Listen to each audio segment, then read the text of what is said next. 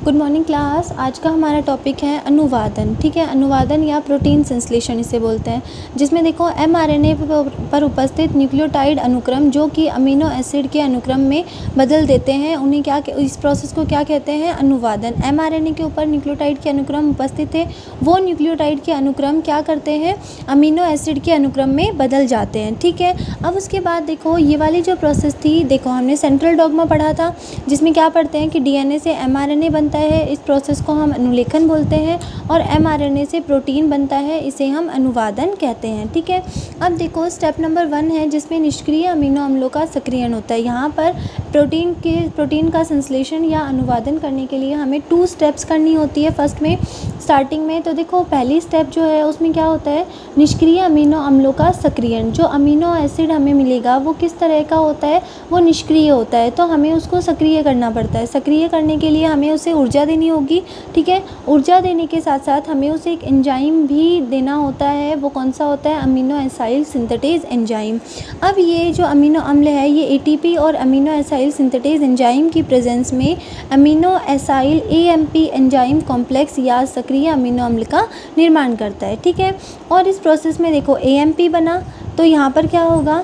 Adenosine triphosphate था, adenosine monophosphate बना, means यहाँ पर 2 इनऑर्गेनिक फॉस्फेट जो होते हैं वो बाहर रिलीज़ हो जाते हैं। ठीक है, अब देखो अलग अलग अमीनो अम्लों को सक्रिय करने के लिए अलग अलग प्रकार के अमीनो एसाइल सिंथेटेज एंजाइम उपलब्ध होते हैं। ठीक है, अलग अलग अमीनो अम्ल है तो उनको हमें एक्टिवेट करने के लिए भी अलग अलग तरह के अमीनो एसाइल सिंथेटेज एंजाइम जो होंगे वो देने पड़ेंगे। ठीक है, उसके बाद देखो 20 अमीनो एसिड्स प्रेजेंट होते हैं जो कि प्रोटीन निर्माण में भाग लेते हैं। हमारे पास कितने 20 प्रकार के अमीनो अम्ल प्रेजेंट होते हैं और ये सभी के सभी प्रोटीन के संश्लेषण में भाग लेते हैं। ठीक है, पहला स्टेप हो गया, हमने उस अमीनो एसिड को सक्रिय कर लिया।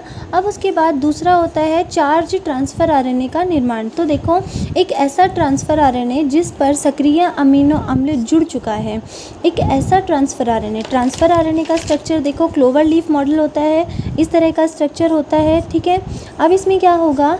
इस वाले जो ट्रांसफ़र आरएनए है इसके ऊपर अमीनो अम्ल जुड़ाव स्थल या amino acid binding site present होती है। ये जो अमीनो एसिड बाइंडिंग साइट होती है, अगर इसके साथ यहाँ पर इस ट्रांसफ़र आरएनए के साथ अगर कोई सक्रिय अमीनो अम्ल, यहाँ पर क्या होगा? कोई सक्रिय अमीनो अम्ल अगर आकर जुड़ जाता है तो ये कंप्लीट जो स्ट्रक्चर बनेगा ना, इस वाले कंप्लीट स्ट्रक्चर को हम चार्ज ट्रांसफ़र आरएनए कहते हैं। ठीक है, तो देखो ट्रांसफ़र आरएनए के ऊपर सक्रियण स्थल उपस्थित होते हैं जिससे कि सक्रिय अमीनो अम्ल आकर जुड़ता है और वो क्या बनाते हैं? चार्ज ट्रांसफ़र आरएनए बनाते हैं। अब देखो सक्रिय अमीनो अम्ल हमारे पास यहाँ पर बन गया था, चार्ज ट्रांसफ़र आरएनए यहाँ बन गया। ठीक है, तो देखो ये जो सक्रिय अमीनो अम्ल बना वो क्या करेगा? ट्रांसफ़र आरएनए के साथ बाइंड हो जाएगा। तो इस पूरे कॉम्प्लेक्स को हम क्या कहेंगे? अमीनो एसाइल ट्रांसफ़र आरएनए संकुल कहेंगे। ठीक है, इसमें amino acyl AMP enzyme complex था। अब ये आगे किस में कन्वर्ट हो जाता है? एएमपी अलग हो जाता है और एंजाइम था वो भी अपनी एक्टिविटी की उसने, और उसके बाद वो इस रिएक्शन से बाहर चला गया। ठीक है, एंजाइम जो था उसने अपनी एक्टिविटी की और एक्टिविटी करने के बाद वो अपनी इस रिएक्शन से बाहर चला जाता है। तो देखो अब उसके बाद में प्रोटीन संश्लेषण के लिए सबसे पहले हमारे पास 3 प्रोसेस होती है। ठीक है, 3 स्टेप में ये प्रोसेस होती है। पहला होगा श्रृंखला का आरंभन होता है, उसके बाद श्रृंखला का दीर्घीकरण होता है और फिर श्रृंखला का समापन होता है। तो श्रृंखला के आरंभन करने के लिए हमें किन किन चीज़ों की आवश्यकता होती है वो है, देखो फर्स्ट है प्रारंभक कारक, प्रारंभन कारक। ठीक है, प्रारंभन कारक जो होते हैं वो प्रोकैरियोट्स में 3 होते हैं, IF1, IF2 एंड IF3। ठीक है, और यूकैरियोट्स में ये कितने होते हैं? 10 होते हैं, EIF1। ई किससे? ई को क्या बोलते हैं? यूकैरियोटिक इनिशिएशन फैक्टर, और इसमें क्या होगा? Simple initiation factor 1, initiation factor 2 और इनिशिएशन फैक्टर 3। ठीक है, अब देखो जो यूकैरियोटिक इनिशिएशन फैक्टर 1 यहाँ पर होगा EIF2, EIF3, EIF4A, EIF4B, EIF4C, EIF4D और EIF4F, EIF5, EIF6। ये कंप्लीट कितने होते हैं? 10 होते हैं। तो पहला तो हमें क्या मिल गया? प्रारंभन कारक मिल गया। दूसरा हमें मिलता है जीटीपी, ठीक है। जीटीपी क्या करेगा, इस प्रोसेस में जो एनर्जी की ज़रूरत होती है, जो ऊर्जा की आवश्यकता होती है, वो ये जीटीपी जो होता है वो हमें उपलब्ध करवाता है, ठीक है। अब उसके बाद चार्ज ट्रांसफ़र आरएनए चाहिए, जो कि ये जो चार्ज ट्रांसफ़र आरएनए है ये क्या करता है, राइबोसोम के साथ जाकर जुड़ता है और आगे प्रोटीन का संश्लेषण करवाता है। उसके बाद राइबोसोम की यूनिट चाहिए, राइबोसोम की इकाइयाँ चाहिए। तो उसमें एक तो बड़ी उप इकाई होती है, एक छोटी उप इकाई होती है, ठीक है। प्रोकैरियोट्स है तो राइबोसोम 70S होगा, जिसमें कि 50S और 30S यूनिट होगी। 50S बड़ी होगी और ये वाली छोटी होगी। लेकिन अगर यूकैरियोट्स है तो 80S राइबोसोम होता है, जिसमें 60S तो होगी वो बड़ी सब यूनिट होगी और 40S जो होगी वो छोटी सब यूनिट होती है, ठीक है। उसके अलावा Mg+2 आयन भी पाए जाते हैं, ठीक है। मैग्नीशियम आयन जो होते हैं वो भी ज़रूरी होते हैं। क्यों ज़रूरी होते हैं, क्योंकि देखो इस तरह से mRNA का एक स्ट्रैंड होता है, उसके ऊपर राइबोसोम की छोटी और बड़ी उप इकाई इस तरह से जुड़ी हुई रहती है। इन उप इकाइयों को आपस में mRNA के ऊपर जोड़ने का काम कौन करता है, Mg+2 आयन की कंसंट्रेशन प्रेजेंट होती है, Mg+2 आयन प्रेजेंट होता है, Mg+2 आयन उपस्थित होता है और ये इन्हें पूरा जोड़ने में मदद करता है, ठीक है। अब उसके बाद एक हमें क्या चाहिए, mRNA चाहिए, जो कि क्या करेगा, टेम्पलेट की तरह काम करेगा प्रोटीन संश्लेषण के लिए, ठीक है। अब उसके बाद नेक्स्ट स्टेज आती है हमारी, देखो अगर प्रोकैरियोट है तो उसमें क्या होगा, mRNA पर स्थित शाइन डेलगार्नो सीक्वेंस उपस्थित होती है। यह 8 नाइट्रोजन बेस से निर्मित होती है। जो प्रोकैरियोट होते हैं उनमें mRNA के ऊपर शाइन डेलगार्नो सीक्वेंस प्रेजेंट होती है, ठीक है। और ये 8 नाइट्रोजन बेस इसमें उपस्थित होते हैं, ठीक है। यह अनुक्रम mRNA पर आरंभन कोडोन से 4 से 12 न्यूक्लियोटाइड पहले उपस्थित होती है। देखो ये जो अनुक्रम है ये कहाँ प्रेजेंट होगी, mRNA पर, जहाँ पर mRNA पर आरंभक कोडोन है उस आरंभक कोडोन से 4 से 12 न्यूक्लियोटाइड पहले, यानी इस तरफ प्रेजेंट होती है, ठीक है।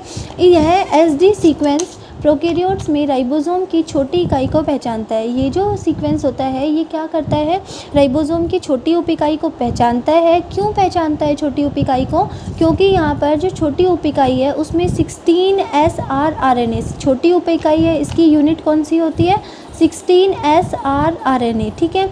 ये क्या करती है, ये जो 16SR RNA होता है ना, इसके ऊपर इस शाइन डेलगार्नो सीक्वेंस का जस्ट कॉम्प्लीमेंट्री यानी इसका पूरक अनुक्रम उपस्थित होता है, ठीक है।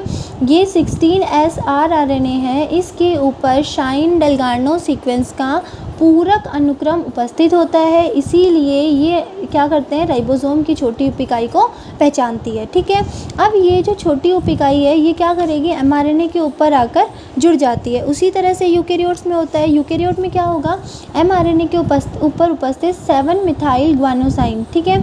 7 मिथाइल ग्वानोसाइन जो कि कैप का फॉर्मेशन करती है वो वाली साइट प्रेजेंट होती है। तो राइबोसोम की छोटी उप इकाई इसको पहचानती है, क्योंकि राइबोसोम की छोटी उप इकाई में, यूकैरियोटिक राइबोसोम है तो इसकी छोटी उप इकाई कौन सी होगी, 18SR RNA, ठीक है। यहाँ पर क्या होता है, 7 मिथाइल ग्वानोसाइन की जस्ट कॉम्प्लीमेंट्री या पूरक अनुक्रम उपस्थित होता है, ठीक है। ये जो पूरक अनुक्रम उपस्थित होगा ये क्या करेगा, इस प्रकार राइबोसोम की छोटी उप इकाई यूकैरियोट्स में mRNA पर आकर जुड़ जाती है और इसी वक्त राइबोसोम की बड़ी उप इकाई, ठीक है, पहले छोटी इकाई आकर जुड़ गई, उसके बाद बड़ी उप इकाई जो होती है ना वो किसकी हेल्प से जुड़ती है, Mg+2 आयन की मदद से राइबोसोम की छोटी उप इकाई से जुड़ जाती है। Mg+2 आयन ने क्या किया, ये जो राइबोसोम की छोटी उप इकाई जुड़ी थी इसके ऊपर ही बड़ी उप इकाई को जोड़ने का काम करते हैं, ठीक है। ये क्या है, mRNA का एक स्ट्रैंड है, ठीक है, 5 प्राइम टू 3 प्राइम। अब उसके ऊपर की तरफ राइबोसोम की बड़ी उप इकाई उपस्थित होती है और नीचे की तरफ छोटी उप इकाई उपस्थित होती है, ठीक है। देखो राइबोसोम की जो बड़ी उप इकाई होती है वो छोटी उप इकाई से मैग्नीशियम आयन की सांद्रता के कारण जुड़ी हुई रहती है और राइबोसोम की बड़ी उप इकाई में 3 स्थल उपस्थित होते हैं। पहला होता है P स्थल, दूसरा होता है A स्थल और तीसरा होता है E स्थल। देखो यहाँ पर ये P स्थल होता है, ठीक है, दूसरा होता है A स्थल और तीसरा होता है E स्थल। पी स्थल क्या होता है, जब यहाँ पर अनुवादन की प्रक्रिया स्टार्ट होती है तो सबसे पहले जो चार्ज ट्रांसफ़र आरएनए होगा वो कहाँ, पी साइट पर आकर जुड़ता है। सबसे पहले charge transfer RNA P site पर आकर जुड़ जाता है, ठीक है। अब ये पी साइट जो होगी ना, उस पर आकर क्यों जुड़ता है, क्योंकि यहाँ पर आरंभन कोडोन उपस्थित होते हैं। पी साइट के जस्ट सामने एमआरएनए के स्ट्रैंड पर आरंभन कोडोन उपस्थित होते हैं, इसीलिए ट्रांसफ़र आरएनए जो कि चार्ज ट्रांसफ़र आरएनए है वो सबसे पहले राइबोसोम की पी साइट पर आकर जुड़ता है, ठीक है। पहला जो चार्ज ट्रांसफ़र आरएनए होगा वो पी साइट पर आकर जुड़ेगा, उसके बाद वाले जितने भी होंगे वो सब के सब ए साइट के ऊपर आकर जुड़ते हैं, ठीक है। उसके बाद ई साइट जो होती है ना, वो यहाँ पर जो ट्रांसफ़र आरएनए होता है उसको बाहर निकालने का काम करती है। पी साइट को हम पेप्टाइडल साइट बोलते हैं, ए साइट को अमीनो एसिड साइट बोलते हैं या ग्राही स्थल बोलते हैं, जो कि चार्ज ट्रांसफ़र आरएनए को ग्रहण करती है, ठीक है।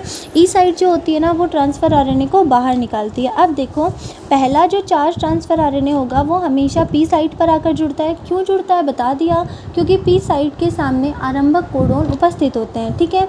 लेकिन जो बाकी के जितने भी चार्ज ट्रांसफ़र आरएनए होंगे वो सबके सब ए साइट पर आकर जुड़ते हैं।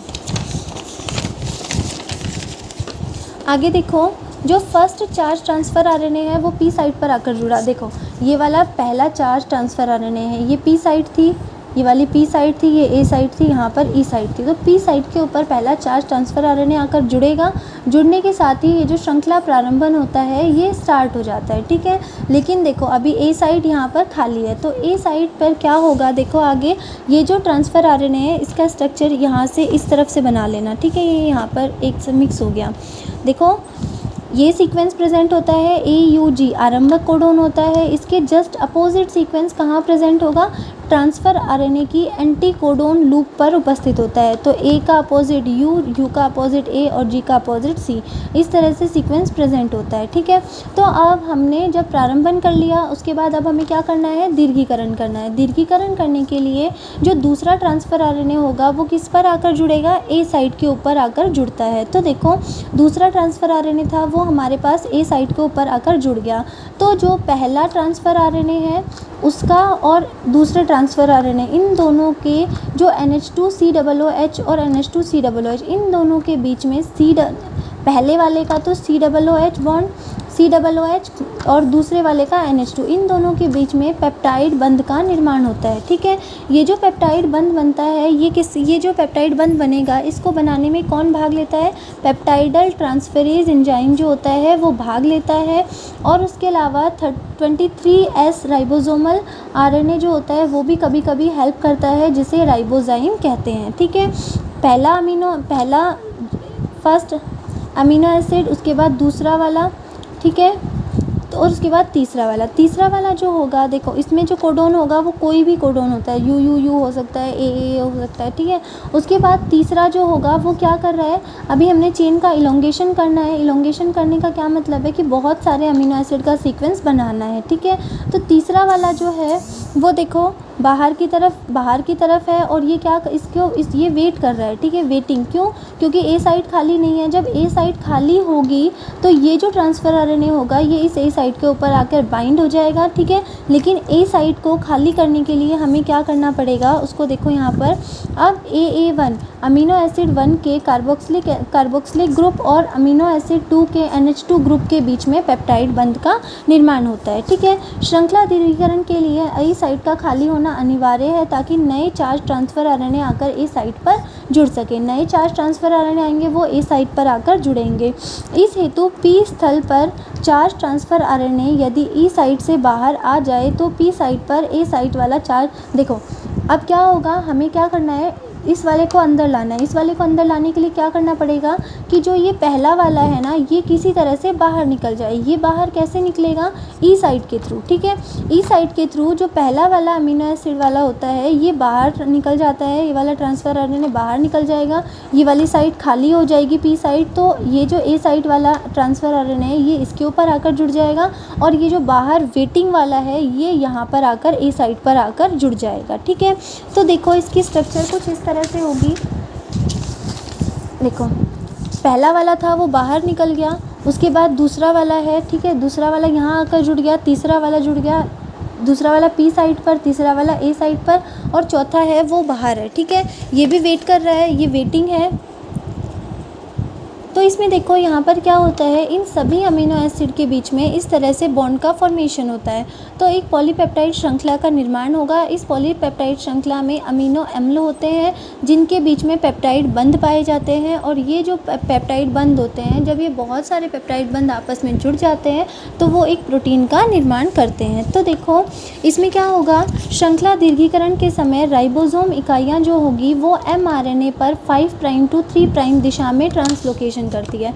जब श्रृंखला का दीर्घीकरण होगा तो ये जो राइबोसोम की यूनिट है ये 5 प्राइम, ये वाला 5 प्राइम था, ये वाला 3 प्राइम था, 5 प्राइम से 3 प्राइम की तरफ ट्रांसलोकेशन करेंगी, इस तरफ मूव करती है। मूव करने के लिए इन्हें ट्रांसलोकेज एंजाइम की आवश्यकता होती है। ठीक है, तो देखो मूव करती जाएंगी तो क्या होगा, नए नए कोडोन आते जाएंगे और उसके अनुसार ही अमीनो एसिड जो होंगे वो यहाँ पर जुड़ते जाएंगे। ठीक है, आगे आता है श्रृंखला समापन। श्रृंखला दीर्घीकरण में आगे इसी तरह से बहुत सारे सीक्वेंस हम जोड़ सकते हैं।